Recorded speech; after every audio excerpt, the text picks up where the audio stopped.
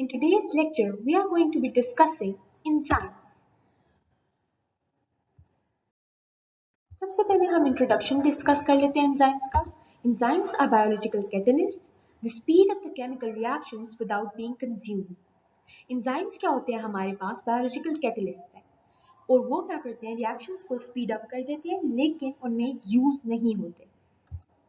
All enzymes are globular proteins with the exception of ribozymes, which are made of RNA and found in the ribosomes.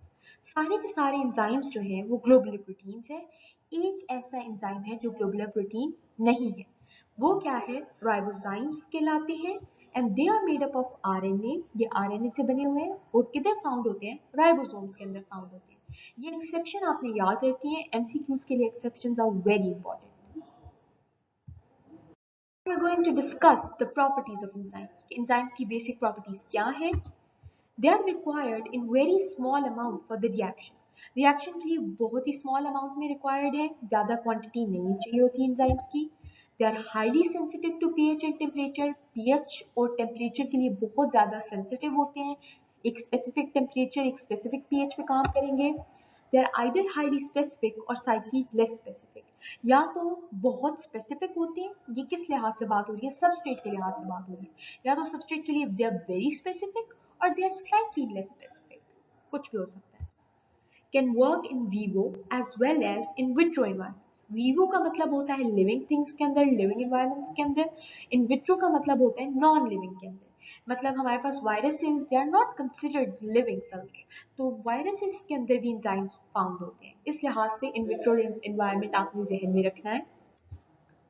Some require cofactor for proper activity. Proper activity के लिए कुछ को cofactor चाहिए होता है. cofactor को हम आगे चल के डिस्कस करेंगे क्या होता है. They lower the need for activation energy. Activation energy के लिए जो जरूरत होती है एंजाइम्स उसको लोअर कर देते हैं. एक्टिवेशन एनर्जी क्या है? एक बेसिक अमाउंट ऑफ एनर्जी या minimum amount of energy her reaction को रिक्वायर्ड होती है स्टार्ट होने के लिए. अगर वो एनर्जी नहीं होगी तो रिएक्शंस हमारे पास स्टार्ट नहीं करेंगे. तो एंजाइम्स उस एक्टिवेशन एनर्जी की नीड को लोअर कर देते हैं. मतलब जितनी कम वो एनर्जी रिक्वायर्ड होगी उतना जल्दी हमारे पास रिएक्शन स्टार्ट कर देंगे. Do not affect the equilibrium of the reaction. ये बात आपने जहन में रखी है कि no doubt they speed up the chemical reactions, but they have no effect on the equilibrium of reaction. Reaction के equilibrium को कभी भी disturb नहीं करते. जो हमने प्रॉपर्टीज पढ़ी है पिछली स्लाइड में उनको मैं एक फ्लो चार्ट की फॉर्म में समराइज कर दूँ. एक तो एंजाइम्स बहुत ज़्यादा स्पेसिफिक है, फिर वो एक्सट्रीमली एफिशिएंट होते हैं, बहुत ज़्यादा एफिशिएंट है, एफिशिएंटली जो है रिएक्शंस को कैटेलाइज करते हैं.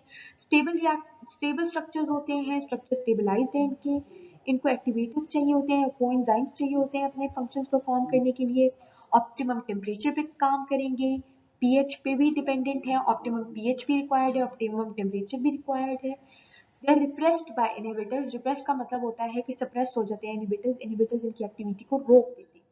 बेनिफिशियल एंजाइम जो है अमाउंट को इंक्रीज करते हैं और फंक्शन करते हैं रिवर्सली भी फंक्शन कर सकते हैं. जितने भी एंजाइमेटिक रिएक्शंस होते हैं they are also possible in the reverse direction.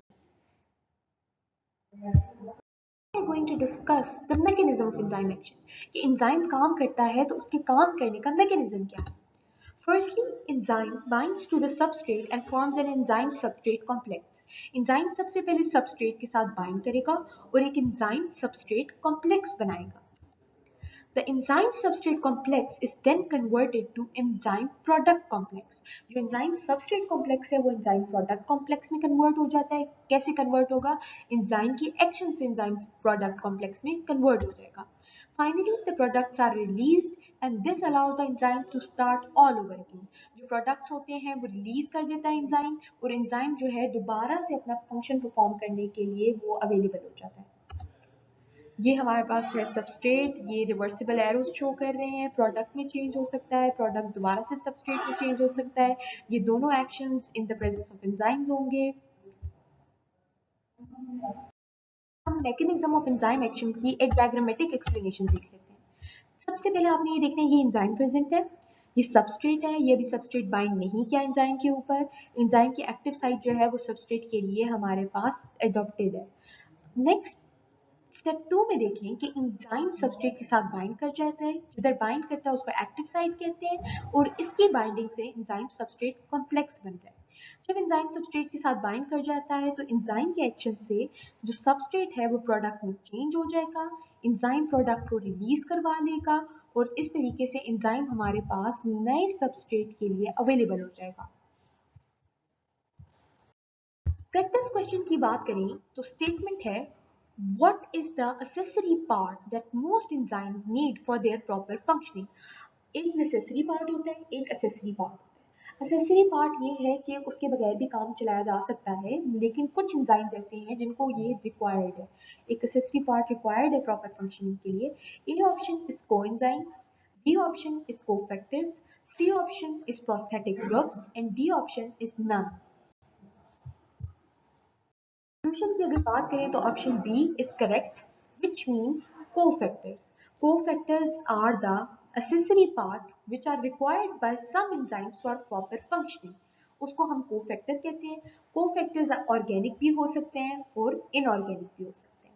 यह आपके सिलेबस का पार्ट नहीं है, इसलिए आपको इनकी डिटेल में जाने की जरूरत नहीं है। बस एक बेसिक डेफिनेशन आपको पता होनी चाहिए और ये पता होना चाहिए कि ये ऑर्गेनिक भी हो सकते हैं और इनऑर्गेनिक भी हो सकते हैं। I hope today's lecture was clear. Thank you very much.